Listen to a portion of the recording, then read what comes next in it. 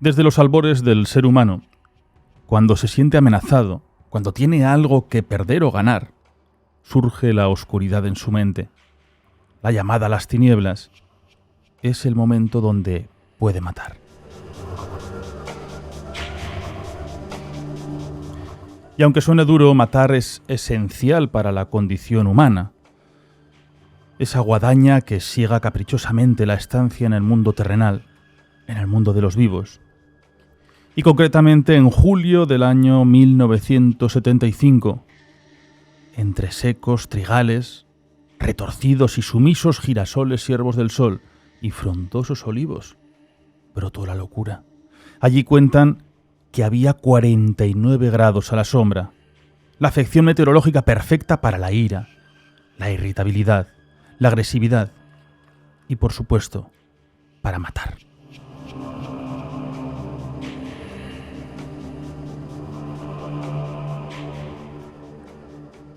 Así que esta noche viajamos hasta Paradas, una localidad cercana a la ciudad de Sevilla. Un crimen que se llevó la vida de 5 personas y continúa sin esclarecerse a día de hoy. Viajamos al pueblo del silencio. Viajamos a conocer el crimen de los Galindos. Comienza Abismo.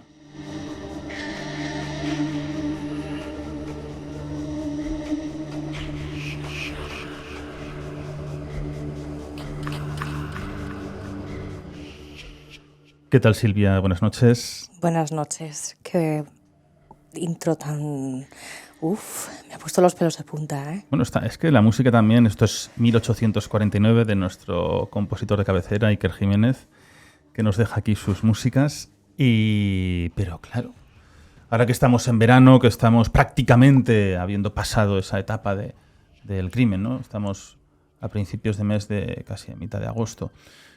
Ese calor que hemos pasado, esas olas de calor, que arranca ese nerviosismo, que arranca la ira, arranca la desesperación, arranca lo más oscuro del ser humano, incluso por las noches, cuando esa afección te impide dormir, cuando te impide descansar, te impide trabajar y parece que la sangre te hierva a 80 grados. Eso produce locura. Y he estado mirando y hay varios... un montón, ¿no? de trabajos, de investigaciones donde en Estados Unidos, cuando suben drásticamente en julio-agosto las temperaturas, incrementan, por ejemplo, en la ciudad de Nueva York, sobremanera lo que son todos los crímenes, los asesinatos, la atrocidad de esa mente humana. Bueno, y en este caso estamos hablando de un 22 de julio del 75, en una España que, bueno, pues estaba viviendo los últimos coletazos del franquismo. Estaban empezando a cambiar muchas cosas, sobre todo en la España rural, en la España agrícola, de latifundios, de cortijos y de señoritos, de esas clases sociales tan diferentes. Así que, bueno, pues claro, estamos en un caldo de cultivo para que se pudiese producir una tragedia como ocurrió en este caso, y todo se descubrió a las 4 de la tarde, encima con ese calor sofocante del que estabas hablando. 49 grados a la sombra destacan en todos los periódicos y en todos los informes judiciales. 49 grados a la sombra. 4 de la tarde y los trabajadores del cortijo jurado se encuentran precisamente faenando en la zona de los olivares, que estaba como a 1 kilómetro de la zona de la casa, del cortijo en sí. Vieron una columna de humo que se levantaba en el horizonte aquel día de canícula, así que no se lo pensaron 2 veces y empezaron a bajar todos corriendo, otros en motos, otros en los propios tractores. Y allí, de repente, encontraron que el cobertizo donde se guardaba la paja estaba completamente incendiado, se estaba calcinando. Hubo uno de los jornaleros que rápidamente cogió la moto y se fue a avisar a la Guardia Civil en persona y a avisar a todo el mundo en el pueblo para que vinieran a ayudar a apagar ese fuego. Además gritaban, sangre y fuego en los Galindos. Sangre y fuego en los Galindos. O sea, ellos ya vieron, en cuanto se acercaron a esa tremenda columna de humo que además describían con un intenso olor a gasolina. Ya sabían que eso no había sido un chispazo, algo natural que puede surgir sobre todo con esas temperaturas tan elevadas. La paja seca arde perfectamente, sino que había un olor que ya no encajaba, que parece que había habido mano humana alguna en ese incendio. Y comenzaron a ver sangre. Entonces, cuando cogieron esa moto, se dirigieron a la localidad que habría en los caminos antiguos, pues seguramente 20 minutos fáciles, 15-20 minutos, hasta la Guardia Civil, que luego la Guardia Civil cogió sus propias motos y acudieron a este lugar, y todavía esa nube de humo es más incesante. Esta noche estamos mano a mano, Silvia y yo, para comentar este crimen de los Galindos. Y sobre todo nos queremos basar desde las primeras investigaciones. Periodistas maravillosos de Andalucía, en El Correo, Televisión Española también llegaron de los primeros. Se llegaron a colar por las estancias, lo iremos desgranando, pero como Pedro por su casa. Y a cambio nos ofrecieron unas de las más bellas y horripilantes crónicas de un homicidio. Y las fotografías, ¿no? Podemos prácticamente entrar hasta dentro de la cocina, a ver todas esas huellas de sangre, a ver esos cuerpos, a ver cómo se encontraban. Y todo esto, pues recibimos un libro de la editorial Almuzara, que es El crimen de los Galindos, toda la verdad, que el escritor es muy importante en este caso, Juan Mateo Fernández de Córdoba. Es uno de los testigos de primera mano de este asesinato, porque se cometió en la finca, en el cortijo de sus padres, de los marqueses de Grañina. Pues vamos al comienzo. Se da esa voz de alarma, llegan todos los empleados, los trabajadores que estaban en diferentes puntos del campo. Estamos hablando de una de las zonas de los cortijos más grandes que había en esa zona de Sevilla. Son 400 hectáreas, si mal no recuerdo de esos datos, donde diferentes montañas no muy prominentes, esa especie de valles que hay en aquella zona cercana a Sevilla. Bueno, pues claro, de pronto, cerca de su trabajo, en el epicentro donde estaban las oficinas, donde estaban los tractores, donde estaba todo el material de Aranzas, empiezan a encontrarse ese incendio. Pero claro, el problema ya no era extinguir el fuego, sino que era toda esa sangre que empezaron a encontrarse, esos regueros, e incluso... Bueno, vamos a empezar por allí. Luego iremos desgranando poco a poco todo lo que ocurre y cómo se van encontrando los cuerpos de este macabro crimen.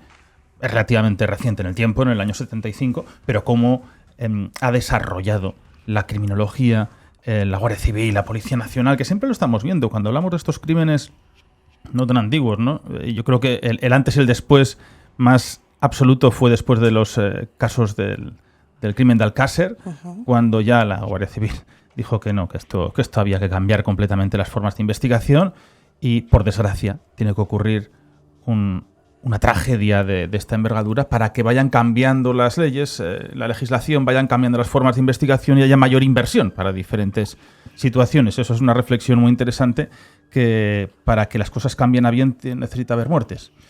Por desgracia, funcionamos así en casi todos los países. Qué importante esa formación en ciencias forenses de las fuerzas y cuerpos de seguridad del Estado, que, como bien dices, hasta principios de los 90 no se empezó a impartirles.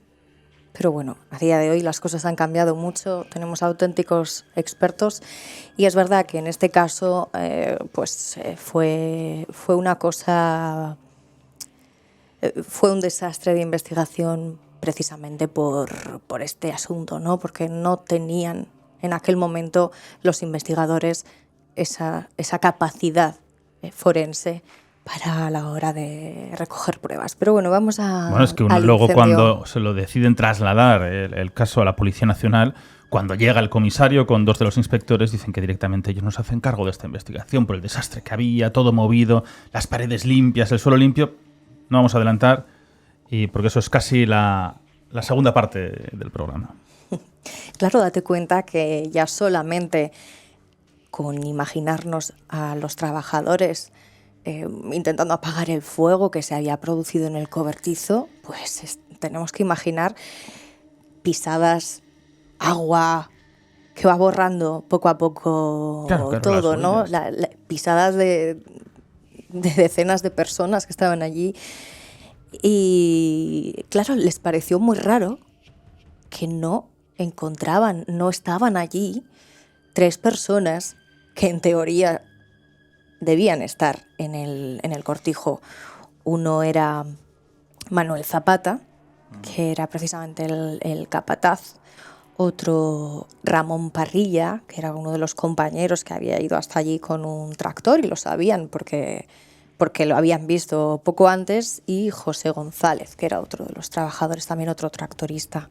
Ramón Parrilla se quedó sin agua en el tractor, entonces no conseguía arrancarlo y fue hacia este punto, incluso barajó irse a otro cortijo a llenarlo con agua, pero al final, bueno, pues llegó al punto donde se guardaban los tractores y fue una de esas víctimas.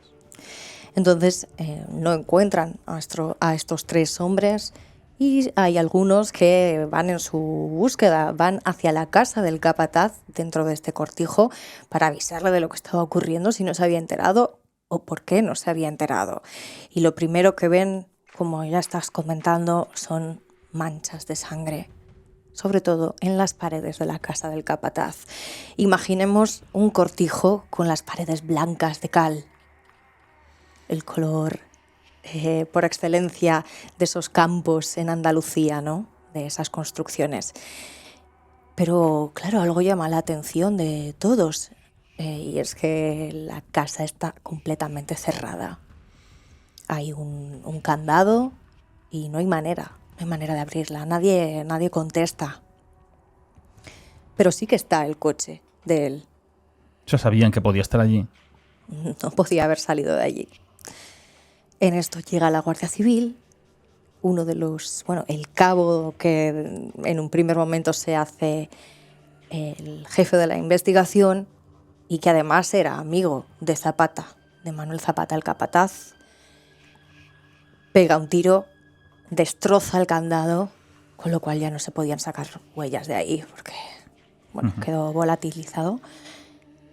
Y empiezan a haber más manchas de sangre en el hall, en el pasillo, gotas, arrastre.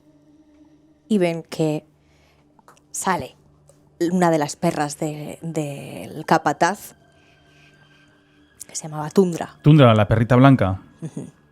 Y además estaba manchada de sangre. ¿Ah, sí? Así que siguen ese rastro y ven que desaparece debajo de la puerta del dormitorio de ellos. Así que lo derriban la puerta de una patada. El dormitorio sí, estaba cerrado con llave. Estaba cerrado, pero esta vez sí que utilizaron solamente una patada.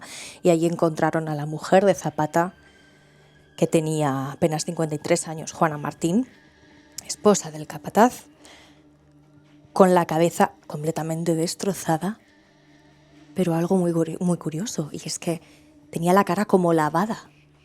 No tenía sangre, pero sí que estaba la cabeza estaba destrozada de golpes, de puñetazos, de ensañamiento con esa persona, pero el rostro estaba limpio. Ella estaba entre 2 camas, estaba como entre 2 colchones en el suelo.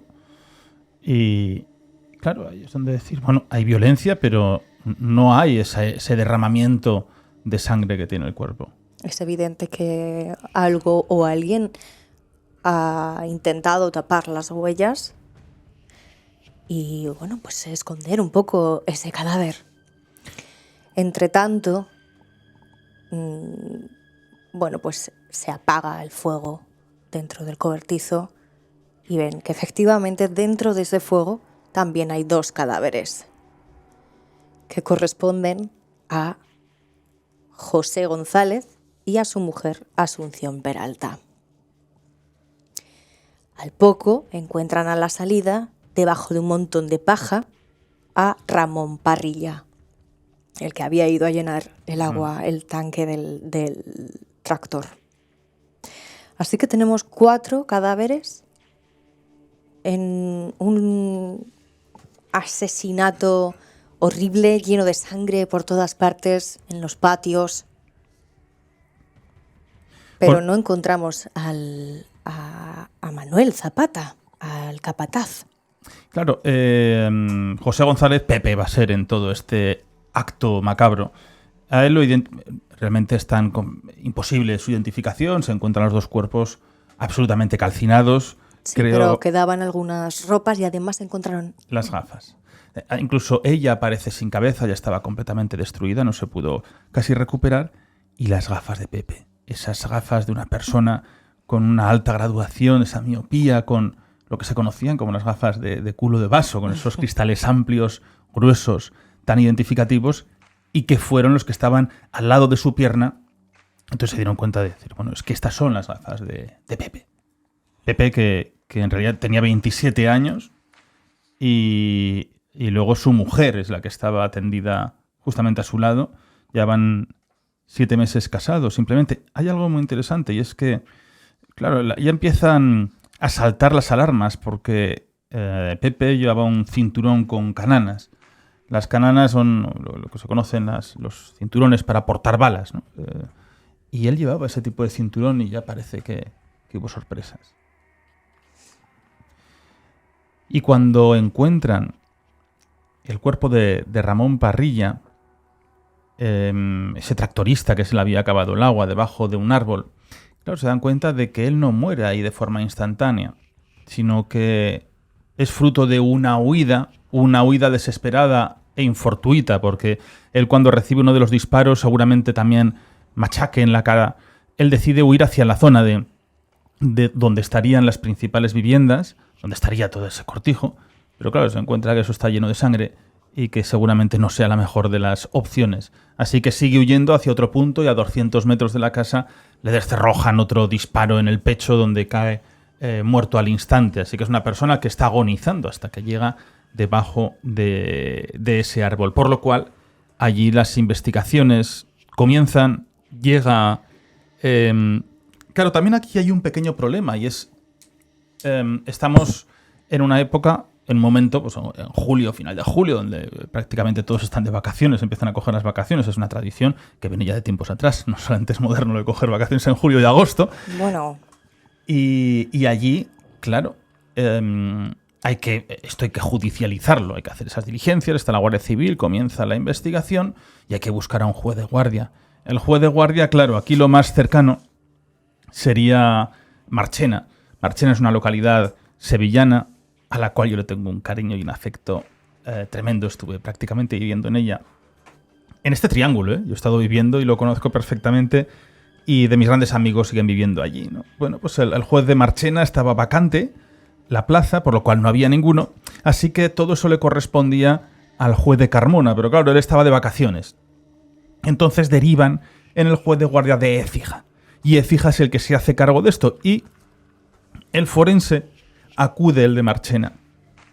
Acude además con su hijo, que es estudiante de medicina, y son de los primeros en llegar. Incluso el hijo es el que organiza un poco cómo extinguir ese incendio de la paja, cómo intentar que los vecinos, llegan a ir más de 50 vecinos con cubos. Hay teorías que hablan de que llegaron los bomberos, pero esos son documentos más recientes en el tiempo, sino los de la primera época. Ninguno habla de bomberos, ninguno habla de llegada de expertos en extinguir ese incendio, sino que los propios vecinos, a base de cubos en sus manos llenas de agua, lo que hacen es apagar esas llamas de esa montaña de paja y empezar a entrever esas piernas. El hijo ve una especie de círculo largo, agujereado, entonces se da cuenta de que eso es la cabeza del fémur. Y ahí es donde empiezan a ver ya que aparecen los cadáveres y la escena tan dantesca que empiezan a encontrar en tan poco tiempo, porque claro, los empleados que están en el campo, que acaban de salir hace poco rato de allí, estaban acuchillando olivos en la sombra con esos 49 grados y en ese momento, en tan poco tiempo, se desata una locura completa, de esas que casi más allá que de una película que seguramente podría haber llevado una noche entera a acabar con este caso, y ahora hay que empezar a trazar esa investigación, hay que empezar a trazar un presunto culpable. ¿Quién fue el asesino?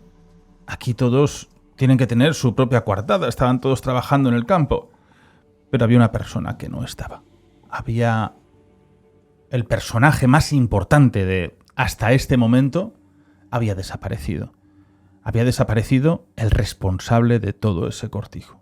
Uh-huh. Tenemos al capataz desaparecido y a 4 víctimas. 3 de ellas, bueno, pues estaba claro que habían sido golpeadas aparte de los dos que estaban calcinados, se veía que habían recibido una paliza.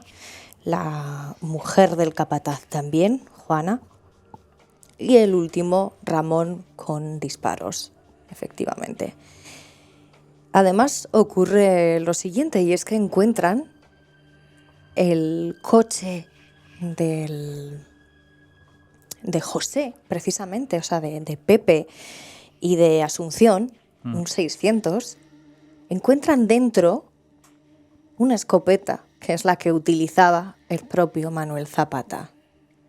O sea, su escopeta es la que aparece dentro del vehículo. La escopeta, que es de un calibre 12, es de 2 cañones y además un cañón estaba inutilizado, lo sabían ya los propios empleados, pero la culata estaba completamente destrozada. Toda la parte trasera de la escopeta rota, partida, desgranada, como si se hubiese obcecado con algún tipo de material contundente y estaba allí en los asientos. En los asientos del coche de Pepe y de Asunción, ¿eh? Entonces, claro, llamaba la atención qué hacía esa escopeta dentro del coche de una de las víctimas. Así que, bueno, pues evidentemente las primeras hipótesis se centran en buscar a Manuel como sospechoso principal de todo esto que acaba de ocurrir, de esta tragedia tan absoluta. Antes, Silvia, me gustaría hablar de lo que se encuentran en una de las camas, que es el arma del crimen, lo que se conoce como el pajarito. Lo que es esas... Hay 2 tipos de armas, uno que es como un gran tridente de hierro metálico, que es para recoger, para hacer las pacas, y luego pues los diferentes utensilios con los que fueron realmente trinchadas esas personas. Bueno, es que en una de las empacadoras de allí del Cortijo estaba estropeada efectivamente porque se le había roto uno de los hierros. El pajarito, como bien dices, es una especie como de peine que además lleva unos clavos, podríamos decir, unos ganchos. Y efectivamente se encuentra dentro de la habitación donde estaba Juana completamente destrozada, ¿no? O sea, lo que encuentran en esos cuerpos, tanto en el de Ramón Parrilla como en el del resto, sobre todo en el de Ramón, que es el que, y el de Juana, que son los dos que no están calcinados, por lo cual es más sencillo ver la causa de muerte, es donde se encuentran también que están claveteados, o Ramón no, solamente fue por disparos. Sí, Ramón solo fueron los disparos. Los disparos y la cara, ¿no? Creo que y los brazos los tenía heridos. O sea, sería Juana sí que aparecería con esas marcas, esos agujeros que le propinaron con este utensilio. Así que, bueno, pues eso, tenemos al principal sospechoso y que además ha huido. O sea, todo apunta a Manuel Zapata. Todo apunta a Manuel Zapata. Que es... Además, la prensa, Televisión Española, El Correo, bueno, ya en todos los periódicos de España empiezan a opinar sobre este hombre, diciendo que, bueno, que era un mujeriego, que era muy violento. Es verdad que no estaba bien visto dentro del propio Cortijo, pero al final era el capataz. Entonces los propios trabajadores pues tenían problemas con él, porque era una persona muy seria, ¿no?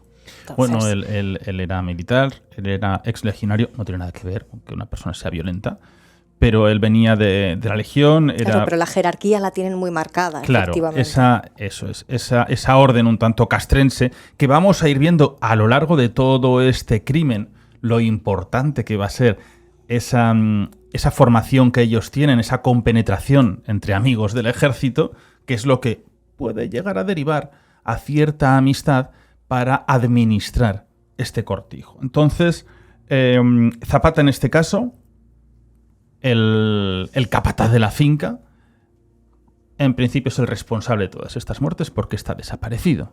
Además, hay incluso un reguero de sangre por el camino donde ya han pasado motocicletas, han pasado coches, pero el hijo del forense llega a ver como que hay pequeñas manchas por ese camino que van hacia algún lado y se dedican a investigar, a buscar. Están las hipótesis de que él ha huido, ha podido ir a fincas cercanas, o directamente la hipótesis que más peso había en las siguientes horas es que él se había suicidado. Seguramente empezaron a buscar por la zona de los girasoles, donde tenían más de 2 metros de altura, a ver si había podido huir por allí, a ver si se encontraba allí refugiado, esperando a que se fuesen todos los investigadores, y sobre todo por los árboles más cercanos, a ver si su cuerpo pues estaba colgando de alguno de ellos, porque se había quitado la vida después de ese brote absoluto de locura que le había entrado por ese calor. Todo era decir, bueno, pues es que el calor la ha trastornado, es tan inmenso, es la primera hipótesis, y él pues no podía ya con sus empleados. Sí, porque además en ese momento a nadie se le ocurre que él pudiera tener ningún motivo para matar a su mujer, porque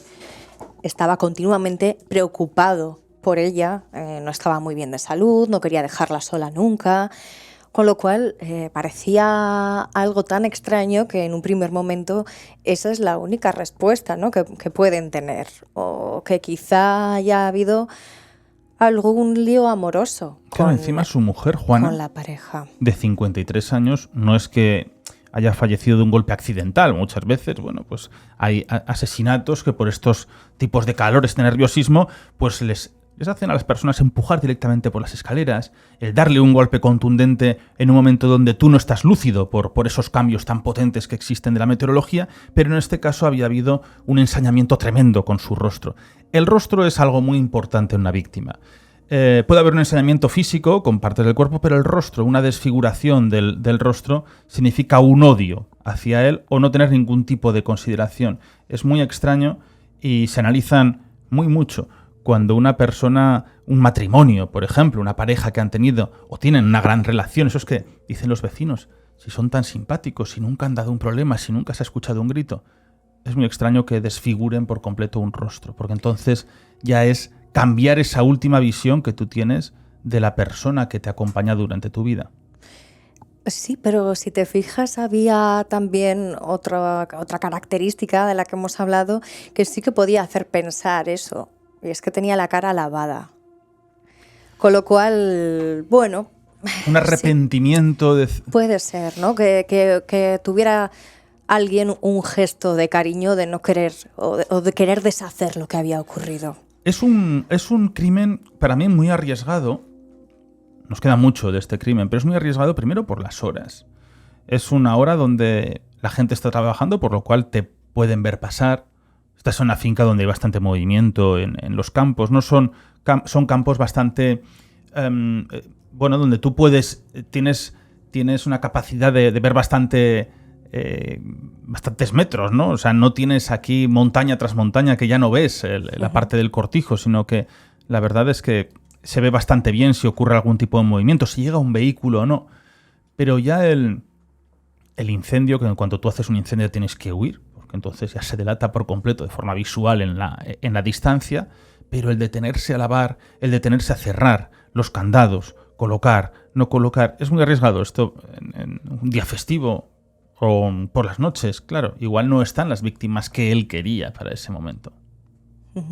Además, fíjate que estamos hablando del 22 de julio y yo no sé si sabes que antes había una paga que solían, una paga en la época franquista que se pagaba el 18 de julio, precisamente el día del alzamiento, ¿no? En conmemoración de ese día. Y bueno, pues acababan de cobrarla. Tenemos también ahí, que podría haber un posible móvil económico o que esta persona que estaba huida sí que tuviera dinero en efectivo para poder huir pues a lo mejor en tren, buscarse alojamiento. Bueno, tenemos esos detalles, ¿no?, que nos van contando un poco qué es lo que está ocurriendo.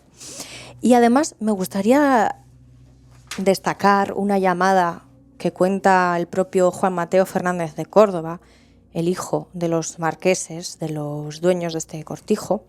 Aunque en realidad el cortijo pertenecía a don Manuel Delgado, que era el padre de doña Mercedes, de la marquesa. Ahora hablaremos de los marqueses. Exacto, ahora vamos con ellos. Porque la gente, estaréis diciendo, pero si habéis dicho cinco víctimas, estáis hablando de 4, falta una quinta. ¿Quién es la quinta víctima? Bueno, pues estos... ¿Qué fue? ¿Al segundo día? ¿O cuánto se tarda en encontrar? el cuerpo. Tercero, pero Al no tercer quería día. llegar aún. Ah, vale, perdón. Bueno, pues no vamos a llegar todavía. Cierto es que empiezan a buscar a Zapata por diferentes puntos. Incluso poca gente sabe que se encuentra en un cuerpo ahorcado en un árbol y el forense se piensan que es él y está no se puede identificar. Y el forense sí que determina que lleva más de una semana. Entonces ahí, por supuesto, queda descartado. Falsa alarma. Queda descartado. La llamada que quería destacar, que cuenta aquí el hijo de los marqueses, la recuerda a él perfectamente, y es que cuando el marqués, don Gonzalo Fernández de Córdoba, llega al propio cortijo, resulta que pues llama a su casa para decirle a los hijos, ya por la noche, que se encierren bien, todos juntos, que nadie salga de la casa, porque él llama desde el cortijo hasta la casa que tenían ellos en Sevilla, que era en realidad donde vivían. ¿Eso qué día? Esa misma noche, O sea, del antes 22 de que julio. suceda el... No, Después. Vale. para que, con lo que ha ocurrido en el cortijo, estén preparados, tengan incluso armas Por si van a por a ellos. mano por si alguien iba a por ellos, efectivamente. Claro, parte de la investigación también apunta a ese marqués. Bueno, de primeras no, porque el marqués estaba Claro, en Málaga ese intocable, día, ¿no? pero ahí está donde hay una coartada muy interesante. Bueno, muy interesante no, una coartada demoledora, donde fallece un tío abuelo suyo en Málaga. Entonces él se desplaza hasta allí. Hay testigos que, lógicamente, con la familia está desayunando en el hotel. Hay una comida familiar. Acuden después al entierro. Y luego por la tarde se detiene en Marbella, creo que era, y en otra localidad, a ver más familiares. Y por la noche, a la hora de cenar, es cuando llegan a su casa de Sevilla. O sea que realmente está perfectamente trazado y no hay ningún lapso de tiempo lógico que de Málaga a Sevilla a paradas haya podido ir a cometer o organizar en persona parte de este crimen. Pero el marqués es una figura muy interesante. Vamos a hablar ahora de ella, si te parece. Ujú. Porque él no tiene ningún tipo de contacto profesional con el mundo del campo, como terrateniente, sino que él viene de un mundo diferente, pero le cae del cielo esto y se tiene que hacer cargo de todas las tierras, de administrar las labranzas, de administrar, lógicamente ya no es la labranza, es la compra y sobre todo la venta de trigo, la venta de aceituna y claro, él sin tener ningún tipo de experiencia en el campo, pues al final ahí hay unas grandes dotaciones económicas, sobre todo con la venta del trigo, y él tiene que hacer su pequeño equipo de confianza para administrar lo que es todas las tierras y administrar todos los frutos que generan estos campos. Vamos con este marqués, un personaje muy interesante de cómo de la nada le cae un reino. Bueno, precisamente el marqués, que además venía de un marquesado con poco dinero, porque al final los marquesados son títulos nobiliarios que se daban sobre todo en la época franquista, ¿no? Pues por amistades, pero no quiere decir que ellos mismos tuviesen tanto poder adquisitivo. De hecho, el propio marqués de Grañina tiene que casarse con doña Mercedes porque, bueno, pues es una familia muy importante de Sevilla. Tienen muchas tierras, muchas propiedades y obviamente mucho dinero. Pero sin título. Pero sin título, así que los otros ganaban el título, la familia Delgado. Y él aportaba ese título y ellos aportaban el dinero, ¿no? Y las propiedades. ¿Qué ocurre? Que el padre de esta señora, de la que se casó con el marqués, don Manuel Delgado, había comprado muchas fincas y se las había dejado para su administración y, bueno, en realidad se las había regalado a su hijo, a Kiko. Se le conocía como Kiko Delgado. Pero este murió muy joven. Él vivía dentro del Cortijo Jurado, tenía su casa allí, dentro del Cortijo Jurado, y había fallecido hacía unos años, entonces la propiedad había pasado a doña Mercedes, a la marquesa. O sea, Y así es a como su le hermana. cae a su hermana, así es como le cae, digamos, al marqués de Grañina, pues la administración, porque claro, ella no podía porque era mujer en Claro, aquel no es que momento. te caiga el dinero, sino te cae aquí algo bastante complejo como es la administración de tierras. Entonces le toca ser el terrateniente. Ujú. Pero como tú bien has dicho, se hizo un equipo alrededor y bueno, pues contó con un amigo que además también lo conocía, el propio suegro, don Manuel Delgado, como administrador de la finca, que es don Antonio Gutiérrez Martín, que había sido compañero, ¿verdad?, militar del propio marqués. Se habían dedicado los dos a la guerra, aunque luego se supo que el propio marqués, don Gonzalo Fernández de Córdoba, había dicho que había estado batallando en la guerra, Claro, pero como el Cid. no había sido así porque tenía 13 años. Espada en... Bueno, pues en las guerras imaginarias de los pasillos de casa, espada en mano. Eso nos ha ocurrido a muchos. Total, que él se monta su pequeño feudo con gente de confianza, este administrador Antonio Gutiérrez, que tampoco tiene ningún tipo de conocimiento sobre el medio en el que va a ponerse a administrar, la complejidad de administrar algo desconocido. Pero que cuenta con el beneplácito de todos, del claro, suegro, encima del suegro. Está muy bien visto y durante años estuvo haciendo un trabajo, pues aparentemente muy limpio y muy correcto. Ellos tenían buena relación con Manuel Zapata, el que era el capataz de la finca, porque llevaba muchos años ya trabajando allí. El administrador que contrataron, Antonio, sí, aunque tampoco tenían mucha relación, pero obviamente, a ver, sí, se llevaban bien, no había ningún problema. Pero sí que la mujer del capataz, Juana, la que apareció en el cuarto, la primera en encontrar de las víctimas, tenía muchísima relación con la familia, sobre todo con la marquesa y con la madre de la marquesa. Porque, bueno, pues ella era la que las atendía casi siempre cuando iban allí, también atendía a los niños. Y había sido generacional, su madre también había trabajado para la familia, creo que la abuela, o sea, las Juanis que habían estado, se llamaban todas igual, en aquel momento, incluso era la única que podía entrar en la propiedad. En la casa principal donde decimos que vivía antes el hermano de la marquesa. Que solamente estaban los recuerdos de la familia, las fotografías, estaba los documentos. Tal cual, esa casa estaba tal cual, la dejó cuando murió. Y ella era la única que podía entrar, pues, lógicamente, a mantenerla en orden y sobre todo limpia. Pero solo podía entrar cuando iba la marquesa. Que porque le abría a ella, de claro. esa casa solamente tenían llave los marqueses. Una ella y otra llave él.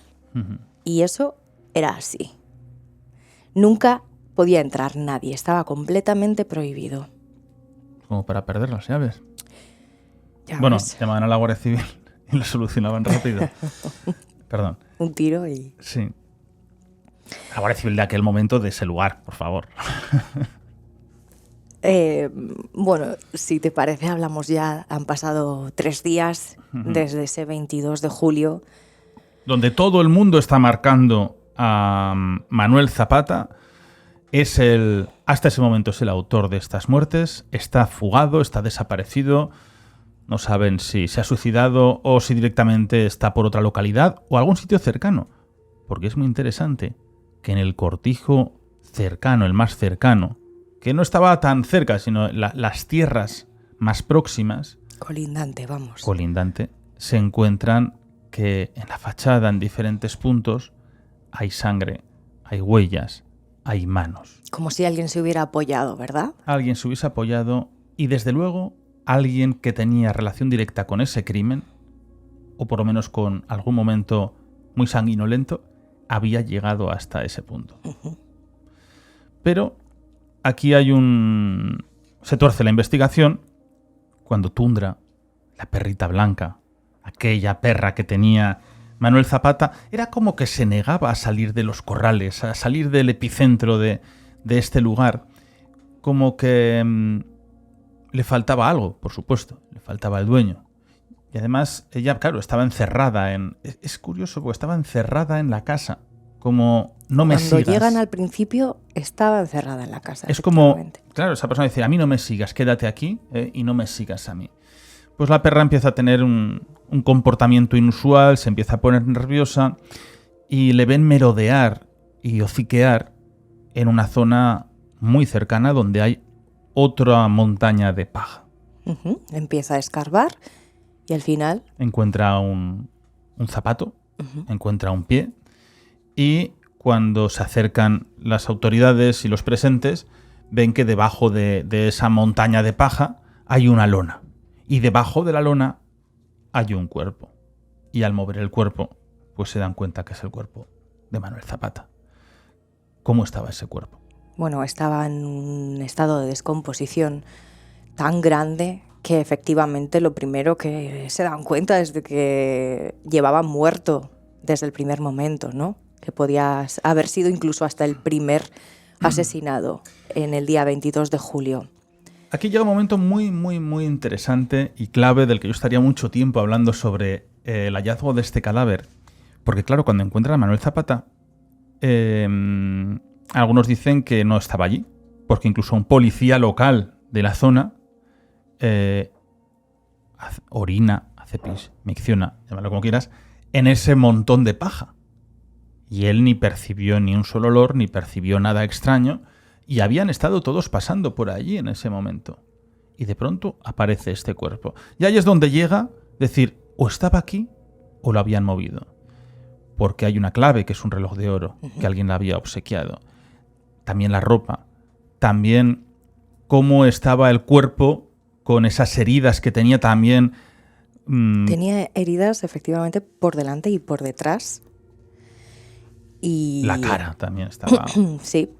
Entonces vieron que efectivamente la causa de muerte ya se podía, desde un primer momento, a falta de la inspección forense, se veía que tenía aquí en la zona de la nuca unos agujeros, como si le hubieran dado con algo que le hubiera atravesado las cervicales, ¿no?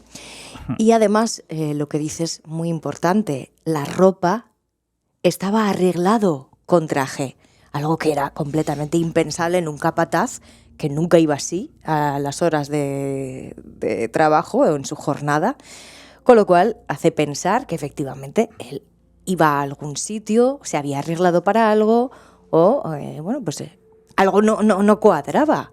Y el reloj. Ahí hay una contradicción muy importante. Era un reloj de estos que van precisamente pues con el movimiento, ¿no? Cualquier reloj ahora mismo de lujo, ¿no? Va con el movimiento físico, tiene una carga de 24 o 30 horas.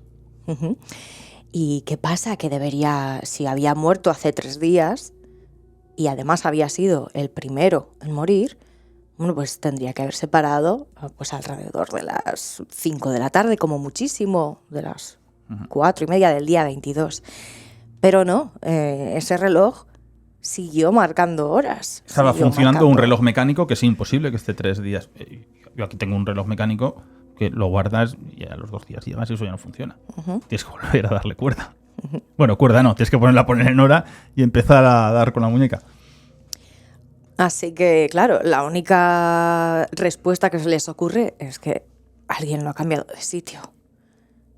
Y efectivamente ven algunas huellas de arrastre en el patio y, bueno, pues él mismo también tenía una posición que ya había superado el rigor mortis, por supuesto, pero aún así él estaba en una posición en la que, bueno, pues evidentemente no podía haber caído así. Estaba colocado a posteriori.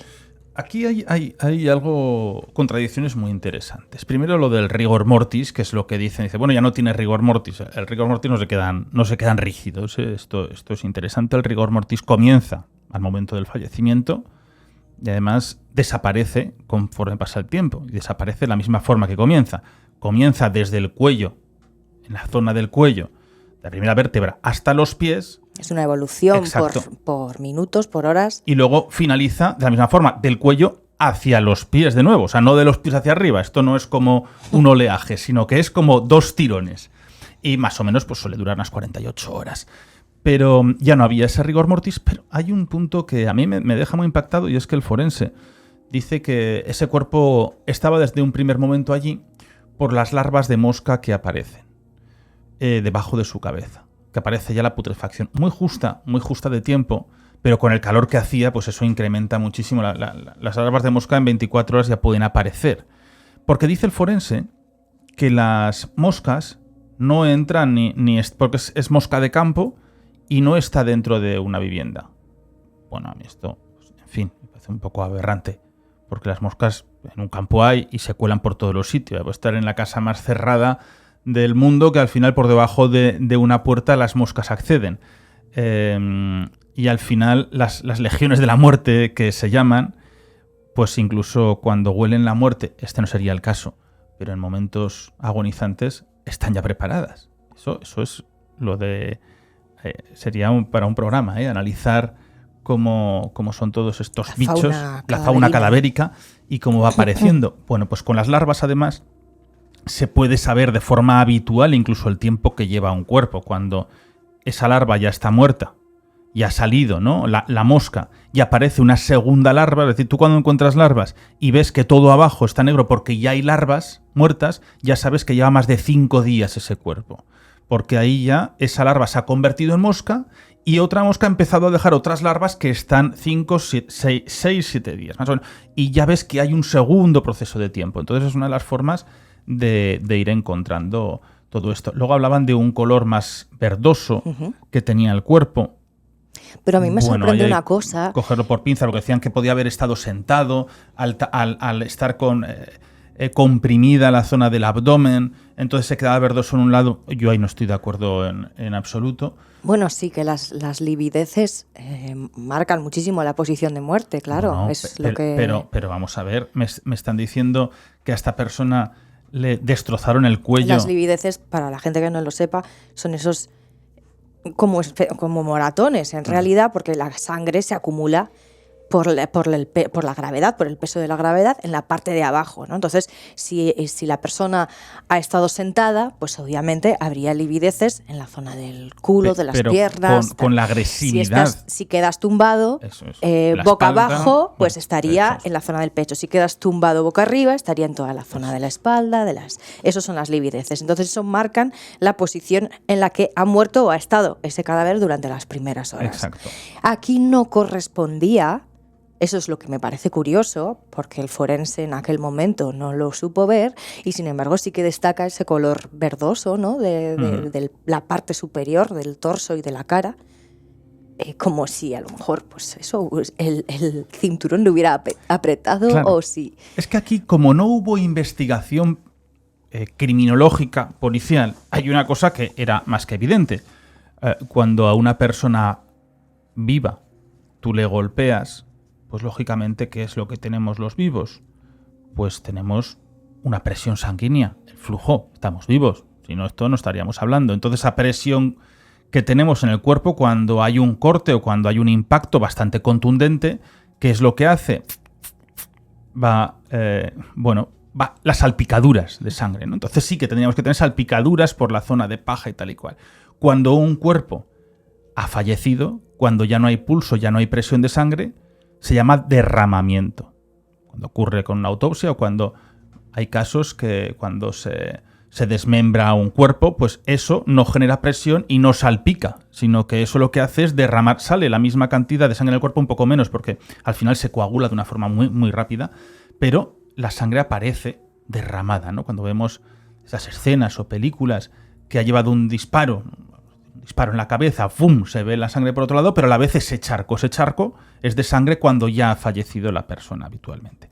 Entonces, si hubiese habido una investigación, hubiesen podido comprobar si allí, con semejantes golpes, había o no diferentes puntos de sangre. Claro, pero ¿qué ocurrió aquí? Hemos hablado de que el cabo de la Guardia Civil que se encargó en un primer momento de esta investigación, primero pegó un tiro a la cerradura y la destrozó, con lo cual ya no se podían sacar huellas. Hemos hablado también de que se encontró una escopeta en el coche de uno de los fallecidos, de José, en el 600 blanco. Pues es que el mismo cabo de la Guardia Civil la cogió, tocó todo y además también ordenó que se limpiaran todas las manchas de sangre que había por toda la zona de paja del jardín y de la casa. ¿Por qué? Bueno, pues se supone que este señor, como sospechaban todos que había sido el propio capataz al principio, y este cabo de la Guardia Civil era amigo de Zapata, del capataz, pues intentó borrar un poco al principio esas huellas para manipular la investigación, ¿no? ¿Qué pasa? Que de repente cuando se da cuenta que su amigo era otro de los asesinados y no el asesino, ahí se arrepintió de todo lo que había hecho, porque ya no había huellas, ya no había de dónde tirar, no había para recoger muestras y efectivamente pisadas de todo el mundo. O sea, no era un escenario acordonado en ningún momento ni válido para ningún tipo de investigación. Aquí es cuando el juez de Carmona vuelve de vacaciones y delega el juez de Écija en el de Carmona y le dice: no, ocúpate tú del caso, que es tu jurisdicción y yo me vuelvo a mi zona. Entonces, claro, él cuando ve semejante barbaridad, no es culpa del juez, ¿no?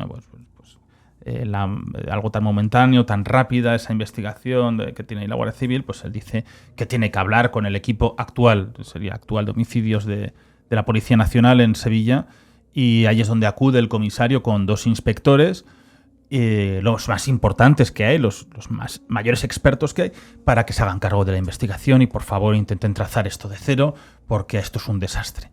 Pero claro, cuando llega la Policía Nacional, ellos dicen que no se van a hacer cargo en un primer momento, porque ven toda la escena alterada, como comenta Silvia, las armas están limpias, el tridente también, el pajarito está limpio, los colchones movidos, las paredes también se habían limpiado, los suelos, entonces ahí no hay por dónde rascar. Un cerrojo que había sido destruido de un disparo. Lo único bueno es que recogen en la casa colindante del otro terreno, sí que recogen muestra de sangre de la pared. Porque, claro, la muestra de sangre de antes no se buscaba aquí. Ahí lo que se buscaba era el tipo de sangre que había. Era el marcador genético, claro, efectivamente, que solamente te dice RH, pues sí, si es 0 positivo, negativo, A, B, lo que sabemos, ¿no? Entonces, bueno, pero por lo menos ya se empezó a hacer una investigación. Al final, bueno, pues se acoge la Policía Nacional, empiezan a hacer esa investigación. Los cuerpos ya habían sido, claro, lógicamente autopsiados, habían sido, no sé si unos estaban ya enterrados, el matrimonio quemado, no me acuerdo, pero bueno, aquí es donde empieza ya esa gran segunda parte de la investigación. Claro, porque evidentemente Manuel Zapata, el primer sospechoso, no había sido, porque había sido el primero en morir. ¿Qué ocurre? Que el resto de trabajadores sí que sabían que entre José, Pepe, el que murió junto a su mujer y fueron quemados, José González, había tenido bastantes problemas con el propio capataz, con Manuel Zapata. Y además empezaron unas teorías amorosas en las que, bueno, pues fueron precisamente muy alentadas por el propio administrador Antonio Gutiérrez Martín, para que empezara a comentarse la posibilidad de que Pepe había ido a buscar a su mujer a su casa, a la que estaba comiendo con el resto de la familia, dentro de su horario laboral. Esto es lo que cuenta Antonio, el administrador, que él llegó esa tarde para llevar unas sandías a Juana, la tarde del 22, o sea, antes de las muertes. Que él nunca, entre semana, muy pocas veces, había ido a esas horas. Y además va con un coche en concreto, con el Mercedes del Marqués. Un vehículo que luego presenta diferentes huellas de impacto. Entonces, claro, ¿qué ocurre? Que cuenta que había ido a la cooperativa de Utrera, que era donde llevaban las olivas, y le habían dado, al pasar por otra de las fincas que tenían también, que era de su propiedad, le habían dado unas sandías que estaban muy maduras, que se las tenían que comer ya, entonces que las llevara para el cortijo, o se las quedara él en su casa. Él aprovechó y se las dejó a Juana, a la esposa del capataz, ¿no? Y cuenta que José efectivamente se fue en su horario laboral y él le recriminó que se estaba marchando, que dónde iba, y José le dijo que iba por su mujer, que tenía cosas muy importantes que hacer de vuelta en el cortijo, que iba por su mujer a la casa y la iba a traer al cortijo. Entonces, bueno, esto coincidía con la versión de la familia de ellos, porque así fue. José llegó a la casa de la familia de Asunción y se la llevó a toda prisa, sin previo aviso y sin decir a dónde iban ni nada de nada. ¿Qué ocurrió? Que además el propio Antonio, el administrador, dijo que José, que se había casado con Asunción hacía prácticamente 7 meses, antes estaba muy enamorado de una de las 2 hijas del capataz, de Manuel y de Juana. Uh-huh. Pero que el capataz no había querido que se casase con su hija porque era muy poca cosa, según este administrador. Eso había ocurrido así y entonces habían tenido una discusión y él había ido a por su mujer para aclarar todo el asunto delante del propio Zapata, para que no hubiera problemas de celos entre la mujer y las hijas de los capataces, el capataz de Manuel Zapata. Así que suponen, en aquel momento, creen la versión de Antonio, del administrador, y empiezan a construir esa versión de los hechos en la que José se vuelve loco en una discusión con los capataces, los mata a los 2, luego su mujer le recriminó y entonces también la mató ella y de repente apareció Ramón con el tractor y lo mató de 2 tiros con el arma del propio capataz, de Zapata. Y por eso coincide que además llevaba el cinturón, ¿no?, preparado para llevar la munición. Entonces, bueno, pues todo parecía que se engranaba un poco y que él se había arrepentido tanto de eso que estaba haciendo que decidió quemarse a lo bonzo, suicidarse tirándose al fuego donde estaba quemando a su propia mujer después de muerta. Y esta es la teoría que quedó para los investigadores. La mujer que aparentemente estaba embarazada de 6 meses. Eso decían, sí. Pues sería un crimen de 6. Uh-huh. Así que, ¿qué te parece esta teoría? Bueno, pues muchas incongruencias. Bueno, ¿no? Es una teoría muy, muy clásica de carpetazo. Uh-huh. De carpetazo desesperado, de no encontrar un móvil claro, de no localizar qué es lo que ha podido ocurrir. Y es que esto lo he visto mucho, sobre todo en aquellas épocas. Y bueno, pues tenemos una versión que parece bastante contrastada, donde no va a ser discutida en un tiempo y así puede ir al juzgado. Y como no hay aquí una descendencia ni se ha encontrado, pues se puede archivar y seguimos trabajando en otras cosas. Bueno, es que al final las teorías de los crímenes pasionales que se decía antes, ¿no?, que hoy en día pues son violencia machista o vicaria, pues claro, era lo más fácil, efectivamente, para dar carpetazo, como tú dices.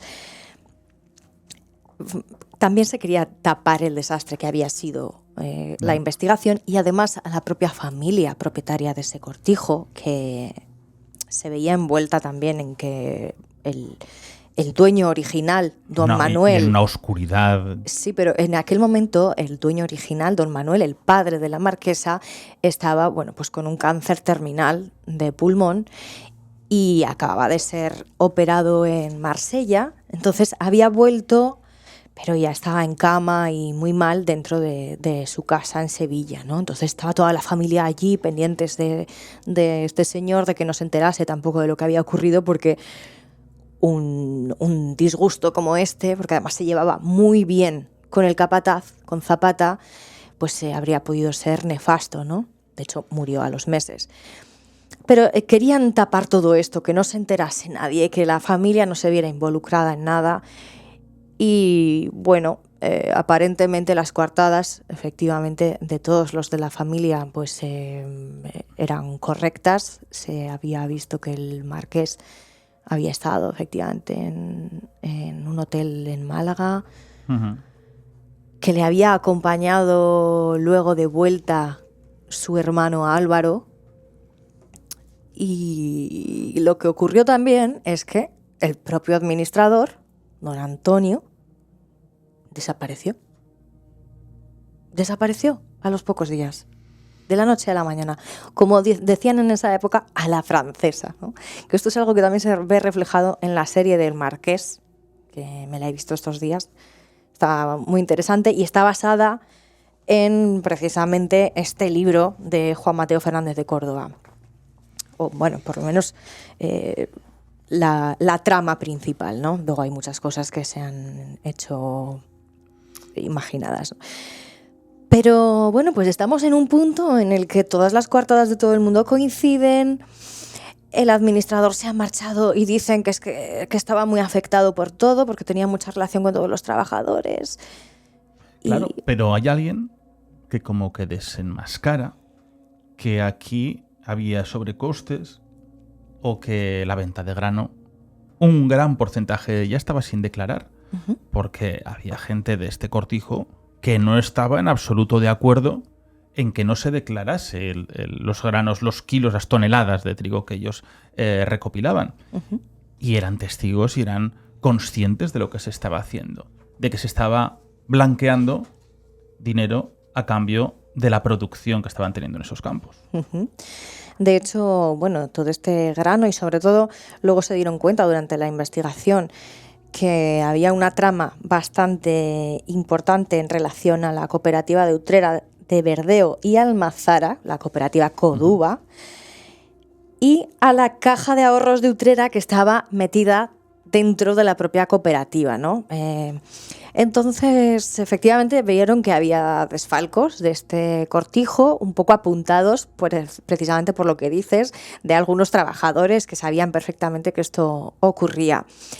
Y además, esto se relaciona aún más y reafirma la teoría de que José Pepe había sido el asesino. ¿Por qué? Porque él era el encargado de llevar con su tractor todo ese excedente no declarado a la propia cooperativa Y Coduba. él dijo que iba a desenmascarar todo esto y que lo iba a decir. No, no fue Pepe. ¿O fue Zapata? Fue Zapata. Zapata, el que dijo que esto él iba a hablar. Zapata, el capataz, Perdón. días antes de que ocurriera este terrible asesinato, ya avisó a la familia, sobre todo a la marquesa y a la madre de la marquesa, que quería hablar para él era su jefe realmente, porque le había contratado en su origen el padre de la marquesa para ser el capataz en la época en la que el hijo, el hermano de la marquesa, era el administrador y el propietario, ¿no? Entonces él llevaba allí muchísimos años, llevaba allí toda su vida. Desde muy joven, y ya tenía 59 años en el momento de la muerte. Había pasado allí prácticamente pues todo el periodo desde que existía esa hacienda, ese cortijo, e incluso desde antes de que el propio marqués conociera a la marquesa. O sea, esa era su casa antes de que don Gonzalo Fernández de Córdoba llegase allí. Entonces todos estos administradores, propietarios, terratenientes se ven entre la espada y la pared y decir, ojo, que como cante el pájaro... Claro, pero ¿qué pasa? Que él solamente lo había hablado, que tenía cosas muy importantes que decirle a su grandísimo jefe, don Manuel, y que las tenía que solucionar rápidamente antes de fallecer. Solamente se lo dijo a la marquesa y a la madre.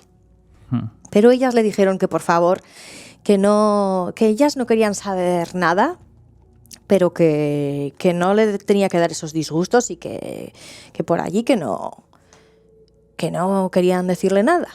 Entonces él llamó la misma mañana del día 22 de julio. ¿Y quién le cogió el teléfono? Don Antonio, el administrador. Y muy torpemente, al principio no quiso decirle lo que quería hablar con el marqués, pero el otro le fue sacando porque ya se olía que Zapata sabía algo, ¿no? El marqués era conocedor de todas estas trapicheos.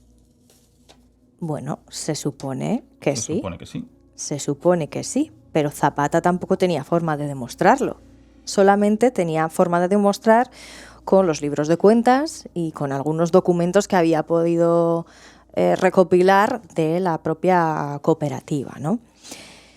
Y entonces le cuenta Zapata esa mañana al administrador que va a ir por la tarde a la casa de Sevilla a hablar con don Manuel.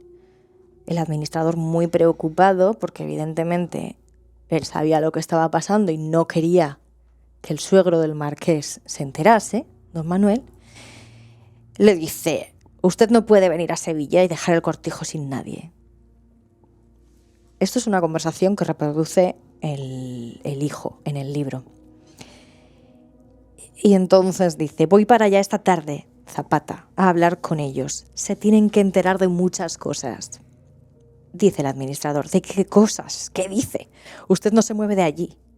Yo tengo que llevarle el repuesto del pajarito, de la máquina empacadora, lo que hemos hablado, que se encontró ese peine, que se encontró de la empacadora que estaba estropeada y que fue una de las armas del crimen. Dice: y lo que tiene que hacer es estar allí y montar la pieza lo antes posible para que pueda seguir empacando.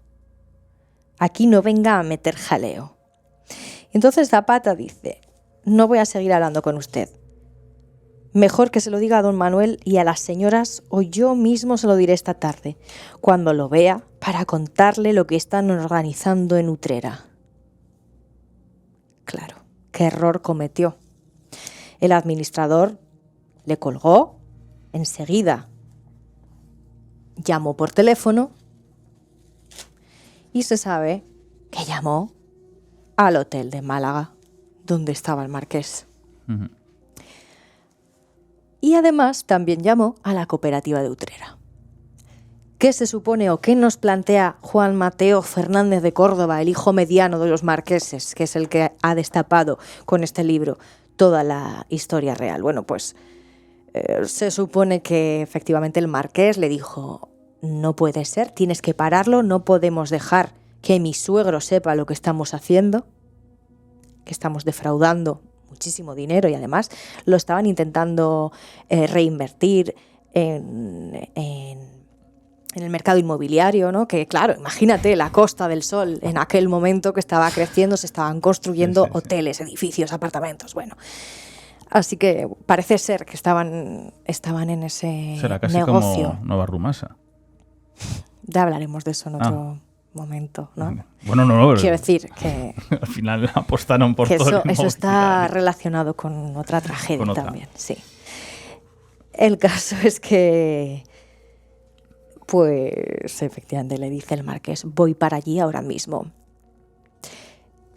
El hijo del marqués dice que cogió un tren, Uh-huh. el propio marqués, ese mediodía, llegó a Málaga, fue a buscarlo el administrador, don Antonio. Con su coche, con el coche del marqués, del propio Mercedes. marqués. Pero antes se había pasado precisamente por la cooperativa y preguntaron que si alguien había hablado o le había contado algo y se había ido de la lengua con Zapata, con el capataz, porque sabían que el otro se había enterado de lo que estaba pasando.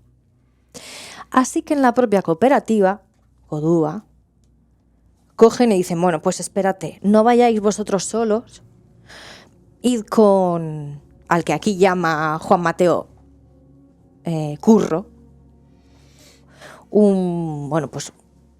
una persona de gran tamaño que podía a lo mejor ayudar a que se viera el otro un poquito más presionado, ¿no? que no solamente por el marqués y el administrador. Físicamente podía dar lugar a temeridad, ¿no? Ante el capataz, que era un hombre muy duro, recordamos. Así que se van los tres para el cortijo, van el marqués, el administrador y el tal Curro. Evidentemente Curro no es un nombre real, se lo pone Juan Mateo, aunque él conoce el nombre real de ese personaje, no ha querido desvelarlo en este libro. Igual es Francisco. Oye, perdona, Juan, el hijo mediano, tenía 15 años. Sí. ¿Él dónde estaba en estos momentos? Bueno, él estuvo allí esos días perfectamente. Él estaba ahí dando vueltas. Él recuerda todo. Como hemos entablado en su día una conversación y relación con esta editorial, vamos a intentar dar con él. Uh-huh. Y si damos con él y quiere, yo estoy dispuesto... ¿Él vive aquí? ¿En el cortijo? Sí. Yo estoy dispuesto a ir y hablar con... Y hablar bueno, con él tiene su casa, pero vamos, sigue en esa zona y sigue administrando él este cortijo. Así que... Pero eso del coche de Málaga a Paradas, vamos a ver, aquí la Coartada se cae porque es imposible. Es decir, son 160 kilómetros de ida y 160... No. El marqués, o sea, el coche del marqués lo tenía el administrador. Sí. Claro. Entonces fue a buscarlo a la estación de tren más próxima a Paradas. Ah, vale, pero aún así... El marqués cogió un tren en Sevilla, en Málaga, hasta una muy cercana, un apeadero muy cercano a Paradas. ¿Que nadie lo ve en ese momento y dan por hecho que está en el hotel? Pues sí, bueno, esas cosas pueden ocurrir, efectivamente, las casualidades. Por Dios, y la suerte si a veces... los trenes en Andalucía, que hay muy buena red, pero es que son eternos hasta que llegan. Bueno, estamos hablando en realidad... ¿O son eternos hoy? No, pero estamos hablando de una distancia que cada poco pasaban trenes, ¿eh? La frecuencia en aquel momento era mucho más... Pero ¿y de verdad que estás en un momento familiar donde desaparece? Bueno, por decirme, va a haber una reunión aquí, pero que nadie lo diga, aunque al final también se puede tapar un poco. Es decir, bueno, tampoco queremos que se sepa que esta persona no ha estado, vamos, igual ha estado en el spa tranquilamente, pero son 160 kilómetros en tren, me parece muy bien, todavía más tiempo. Y más luego la vuelta. Es que son 300 kilómetros largos en líneas que tú tienes... Por mucha frecuencia que haya, es entre semana que habría más frecuencia que en fin de semana, pero tú ya tienes que estar muy pendiente de las frecuencias de los trenes. Imagínate que son 2 por la mañana. Y encima en una pedanía en un pueblo de Sevilla, donde si fuese a Sevilla capital, pues mucho más sencillo. A mí me parece... Esto... me parece muy complicado. O hay más personas conocedoras que estaban con él en el hotel y en la familia y han querido tapar todo esto. Es decir, oye, no vamos a decir que él no ha estado comiendo aquí. Puede ser. Vamos a decir que él ha estado comiendo aquí. De hecho, es una de las sospechas que se... Y llegó justo al funeral, que si se es que acudió al funeral. En este libro, pero luego sí el hermano del marqués... Pero hay unos familiares que dicen que sí que estuvo en Marbella. Por la tarde. Claro, sí, pero esto es todo a raíz de que el hermano del marqués, don Álvaro... ¿Y con qué coche va él? El marqués. Con el de su hermano. Vale. Con el de su hermano. Pero bueno, no me digas que no te chirría. Me parece imposible. Se supone que vuelve en el coche de su hermano, pero él había ido en tren, ¿sabes? Hoy sería sencillo de capital a capital. Pero a un pueblo... me parece complicadísimo. Que no estamos hablando de lo mismo. Por ejemplo, yo tengo familia que ha vivido en Brenes toda la vida, que es un pueblo muy cerca de Sevilla también.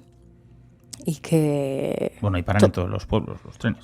Sí, pero era algo muy habitual, ese tipo de transporte en esa zona. No imaginemos como los trenes de aquí, de Aragón, o los trenes de Extremadura. Bueno. Es verdad que en esa época la industria... En esa zona requería constantemente el movimiento de trabajadores, que ninguno tenía acceso a tener coches. Entonces y se trabajaba mucho en los pueblos y en las capitales a la vez, ¿no? Yo sí veo posible que eso pudiera ocurrir, como cuenta aquí. Lo de los trenes, fíjate, es fija, ¿eh? Aquí el juez desde aquí, una ciudad de 40.000 habitantes, no hay tren. Hoy no tienes tren. Reivindicamos el tren en Écija, por cierto, porque yo lo pasaba muy mal, yo estoy viviendo allí, viviendo de verdad, Y era tremendo, siempre tenías que ir en autobús o en coche, pero no había tren, y no hay tren a Écija. Claro, a otras localidades sí. Marchena, por ejemplo, tienes esa línea, que también va hacia allí, pero bueno, sí, hay bastante asiduidad de recorrido. Pero aún así, si él ha hecho este trayecto en tren, aquí le están tapando por todos los sitios. Claro. La familia o su propia familia con en Málaga. los que estuvieron en Málaga. Entonces nos hemos quedado en que fueron estos 3 personajes dirección al Cortijo para intentar que Zapata no fuera esa tarde a decirle al suegro del marqués todo lo que estaba ocurriendo. Así que llegan allí en el coche, en el Mercedes del marqués que lo había llevado el administrador, y se bajan este personaje, Curro, grande, tosco, bruto, así lo describen, el marqués y el administrador, y llaman a Zapata. Le dicen, mira que te hemos traído el recambio del pajarito. Y entonces se lo encuentran que estaba arreglado con traje. Le dicen, ¿dónde vas? Pues me voy a Sevilla, que tengo que hacer cosas.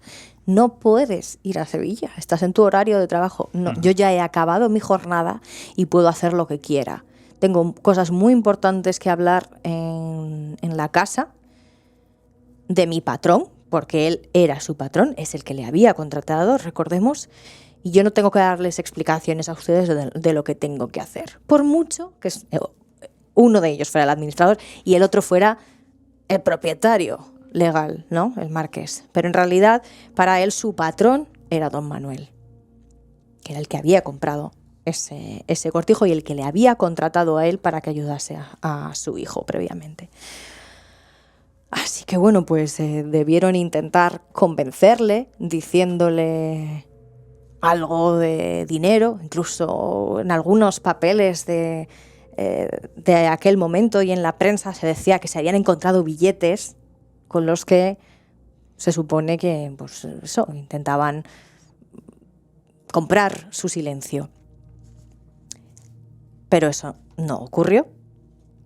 Las cosas se pusieron feas y precisamente el grandullón cogió el peine, el pajarito de la empacadora y le dio un golpe por detrás para que se callara. ¿Qué pasa? Los ganchos que hemos hablado antes le atravesaron las cervicales y allí ya no hubo nada que hacer. Ya no había marcha atrás. Empezó a desangrarse, estaba completamente muerto. Después de haber oído los gritos, se supone que Juana, su mujer, fue y gritando, ¡asesinos, asesinos! Y entonces le machacaron la cabeza completamente a ella. En el libro, Juan Mateo, yo creo que a lo mejor, bueno, se ha construido esta historia con cosas que efectivamente son muy reales y que son descubrimientos que ha hecho él a lo largo de los años y que se ha callado hasta 2019, que es cuando falleció su madre, la marquesa, pero que precisamente muchas de estas cosas se las contó su propia madre. ¿Por qué? ¿Por qué las sabe? ¿Y por qué apunta todo a que su padre estaba allí? Porque su madre le confiesa en 2016 que el marqués era muy mala persona, se habían separado hace muchos años e incluso él les había dejado completamente en la ruina, sin dinero.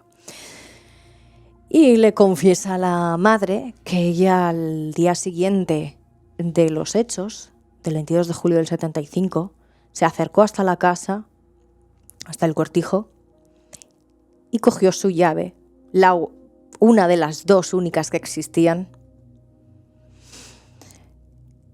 y abrió la casa principal, ¿no?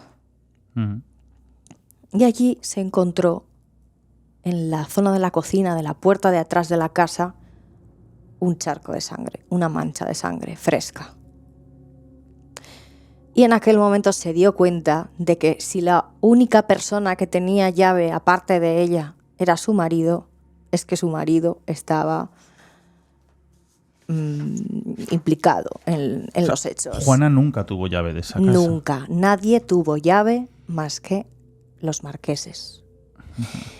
¿Qué podemos deducir de esto también? ¿O qué deduce Juan Mateo? Aunque él podía haber dejado una llave a alguien para refugiarse ese día. ¿Quién? ¿El marqués? Al administrador, por ejemplo.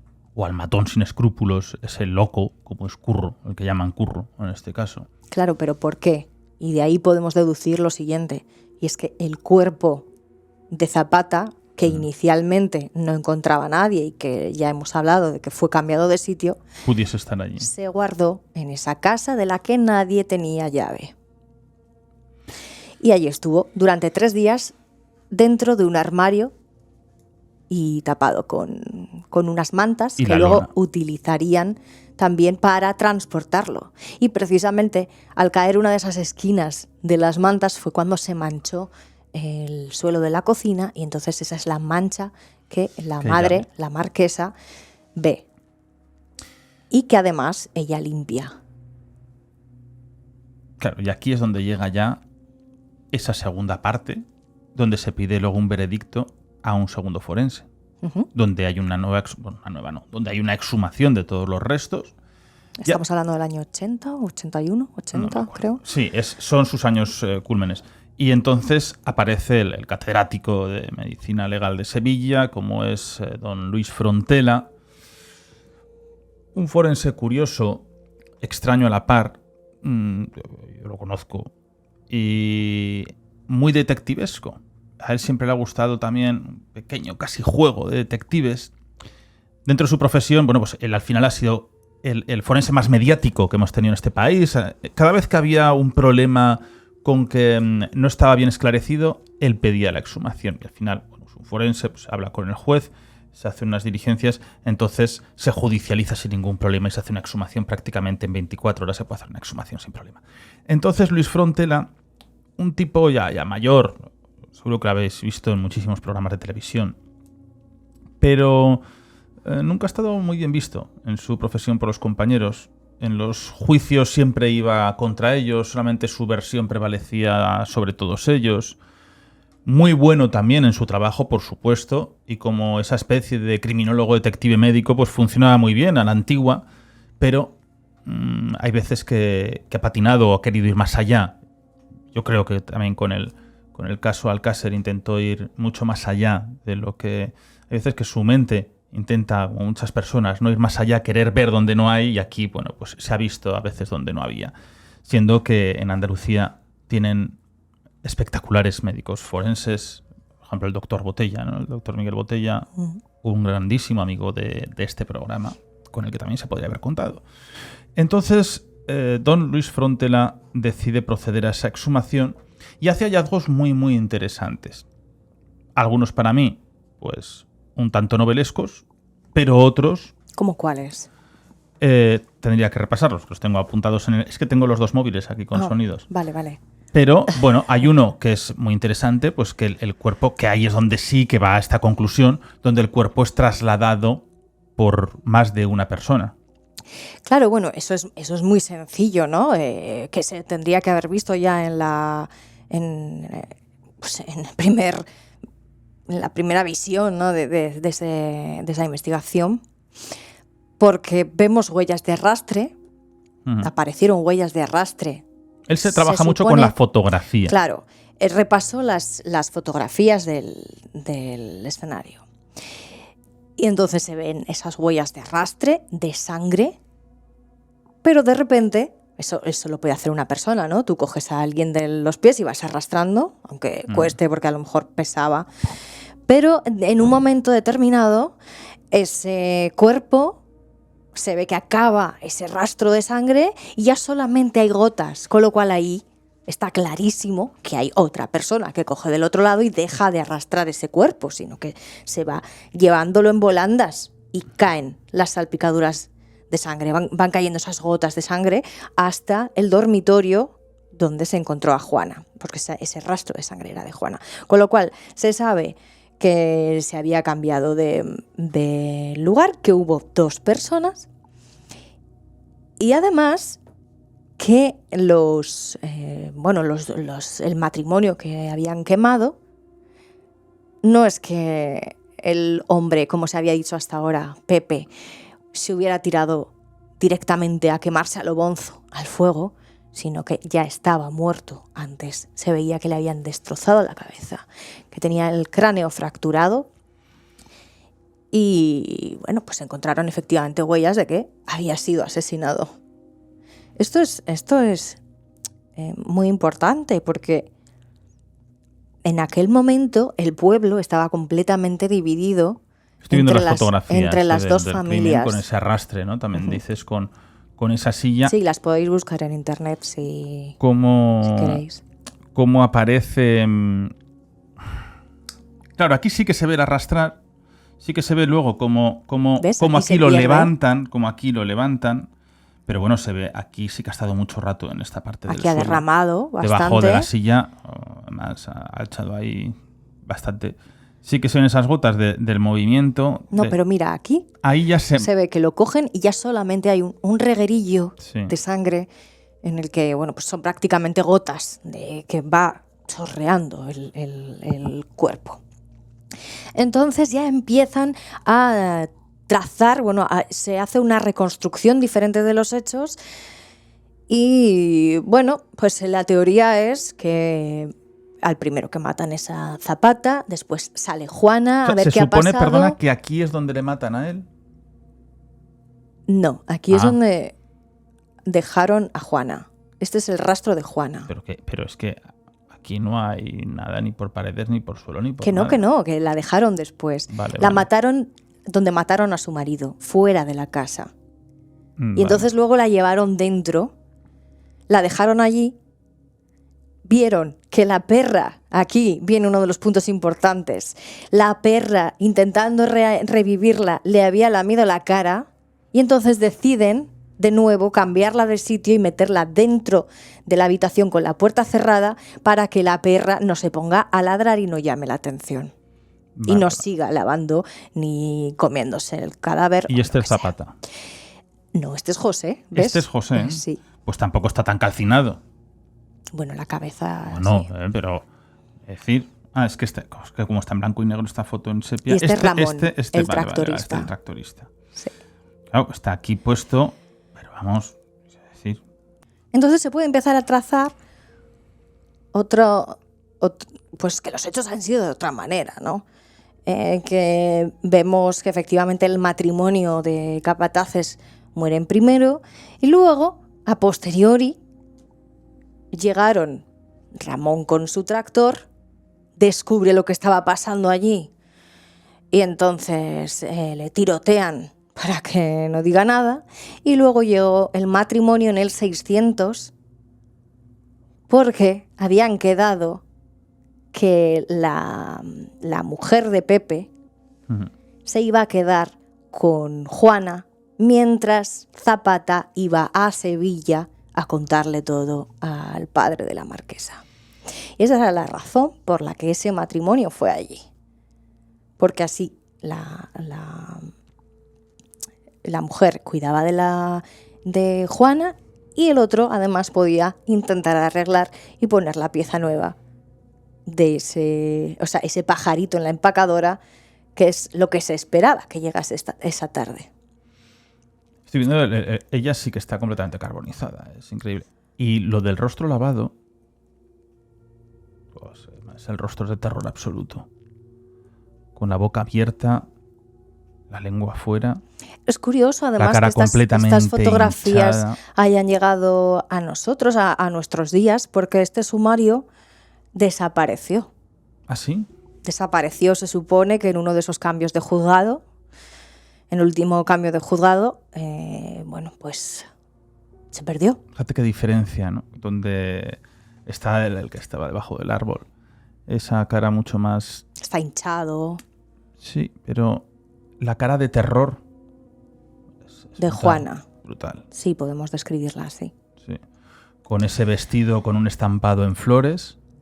Como una bata típica de estar en el campo, estampado en flores, manga de corta. Andalucía. Sí. De las mujeres de antes. Bien, bueno, pues claro, y que esto es en realidad una reconstrucción que se hace a raíz de todo lo que ha descubierto el propio hijo de los marqueses y... Vamos a intentar hablar con él. Y si hablamos con él, nos cogemos el ave y nos plantamos ahí en Sevilla y bueno, pues charlar y poderlo contar también. Pero en realidad, judicialmente, claro, cuando hicieron estas nuevas, cuando descubrieron estas cosas a partir de la exhumación, de la segunda autopsia, y vieron que Pepe no había sido el autor de los hechos, el que había cometido los crímenes, pues claro, se quedó judicialmente sin esclarecer. No, completamente. Pero si hoy aparece el asesino, tampoco pasaría nada. Claro, porque efectivamente en el año 75 ocurrió esto, estamos hablando que esto en el año 95, pues ya... O sea, hoy podría salir el asesino sin ningún problema, que se supone que se sabe quién es, con nombre y apellido. Lo sabe Juan Mateo, y no lo dice porque su intención con este libro es que precisamente esa persona remueva se sienta culpable, remueva su conciencia y además limpiar el honor de las familias, sobre todo de la familia de Pepe, que fue el acusado inicialmente. Y hay una carta que reconoce ser el asesino de todo, que se envía desde Zaragoza. ¿Qué pasa con esa carta? Está muchos años después y bueno, pues y podríamos tirar del hilo nosotros también de ahí. Yo tiré de un hilo y di con el asesino. Fácil. No, en este caso. No, fue en otro. Di exactamente 4 días, 5. Ya estuve cara a cara con él. Fue un hola. Además le dije, digo, ¿eres tú? Entonces ya, ¡pum! Completamente. ¿Cómo les cambia la cara de cuando te los encuentras y les dices? Bueno, es que la cara de este ya daba miedo de por sí, ¿eh? O sea, era la mirada completamente penetrante. Es porque yo le tengo muy seguido la pista hoy. Es esa mirada penetrante. Él sabe perfectamente lo que hizo, pero se piensa que nadie sabe que él ha sido. Yo creo que prácticamente nadie sabe que él ha sido, ni la propia policía. Hoy en Zaragoza. Lo sabemos, que yo sepa, 5 o 6 personas. Pero claro, el que te diga una persona... Lo gordo es que él me reconoció a mí. Porque él veía Cuarto Milenio. Y me reconoció. Pues a lo mejor está viendo ahora mismo... Bueno, puede ser. Oye. Escuchando Abismo y dice... Pues me gustaría hablar con él. Porque sé que detrás de esa manta había cloacas de un estado.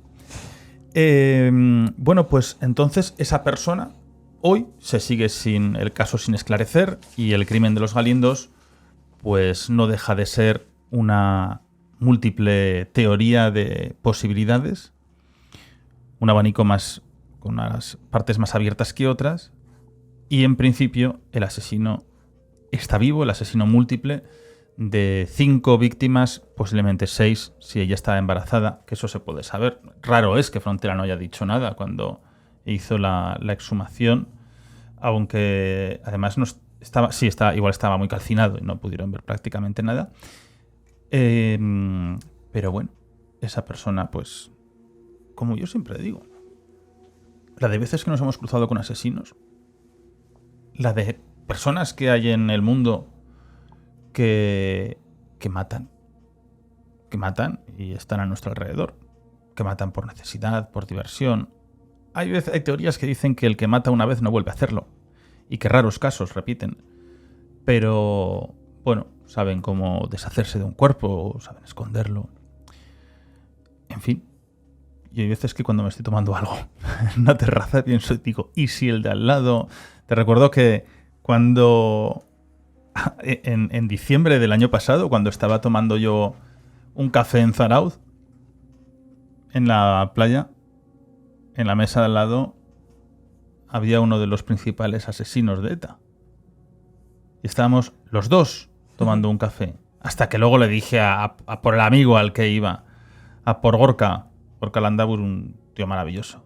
Digo, oye, ¿este no es el que mató a Yoyes y a otras tantas personas? Y dice, sí, claro, aquí está. Y dice, ahí lo tienes. Y ahí lo tenía yo tomando café mano a mano. Pues... Sí, yo siempre lo digo, no somos conscientes de toda la gente a nuestro alrededor que ha podido cometer delitos muy graves. Pero bueno, en este país, pues tenemos derecho al olvido. Pero os hace muy duro, cuando tú tienes una persona que ha matado a 4 o 5 personas, que fue además la primera vez que cuando... Siento que cambiamos de tema, ¿no? Cuando una persona se arrepintió, quería hablar, como era Yoyes, con todo el tema de ETA, pues delante de su hijo, cuando iba paseando, le cerrajan unos tiros en la cabeza. Y luego acaba matando a más personas. Esta gente son absolutamente psicópatas asesinos. Y verlos después de que han sido juzgados con penas inmensas de cientos de años, y luego te encuentras que estás tomando un café a su lado. El café con una persona que no tiene escrúpulos y, claro, dices, tú imagínate que él sabe que tú tienes una ideología completamente contraria política a la suya. Obviamente, como sería la mía, ¿no? Con el caso de toda la independencia que hubo a Berchale. Tú imagínate que se le cruza un cable. No lo sé, es gente que no puede estar cuerda nunca. Yo creo que esa gente se puede reinsertar, pues un error, ¿no? Lo que he dicho, esos momentos de calor con esos empujones que puedes tener, momento de nerviosismo que acabas con una persona, pero cuando con sangre fría, cara a cara, asesinato, cuando estás delante de ellos y descerrojas una pistola, esa persona no se puede reconvertir en una sociedad, ya lo siento mucho. Porque esa persona ha matado de forma consciente y premeditada. Y lo ha vuelto a hacer, una y otra vez. Igual me da el motivo por el que sea. Pero es matar por diversión. ¿Qué sentirá una persona cuando mata? Yo cuando he hablado con varios, cada uno te cuenta su forma, lo que sentían. Otros directamente ni sienten ni padecen. Otros les entra cansancio, sueño, hambre. Y hay algunos que me decían que es que era como una paliza física, era como correr un maratón. Pero cuando los ves campar a sus anchas, se me hace muy duro ir a diferentes puntos de España, del norte, y encontrarte a estas personas paseando como si nada. Me gustaría hacer un día una reflexión solo mía sobre esta barbarie. ¿Que la ley es así y tienen ese derecho? Pues bien, se acogen a ella.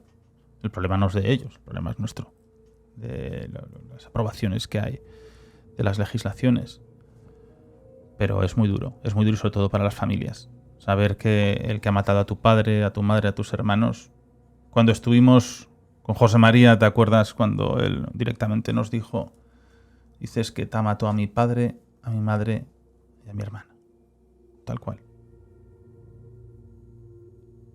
Y te quedas helado y dices, y es que esa persona está libre en la calle y yo me la puedo encontrar en cualquier momento con él. En fin. Errores que ocurren en los estados y barbaridades a los que se tienen que enfrentar diferentes personas, sobre todo las víctimas, que bastante tienen con ser víctimas, como para estar cara a cara de nuevo con el verdugo, con ese portador de esa guadaña, esa hoz que siega como aquí, ¿no? Los campos secos de los trigos, pues va segando las vidas.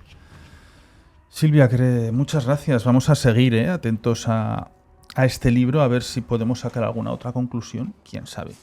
Abismo toca muchas puertas y puede llegar a decir informaciones bastante interesantes. Programita largo, pero para hablar de un solo caso, mano a mano, muy interesante. Dijimos que seguiríamos en agosto. Sentimos que la semana pasada no pudiésemos estar con vosotros, estamos un poco pachuchos. Hoy Silvia está regulera con la voz. Estoy bien. Con la faringe.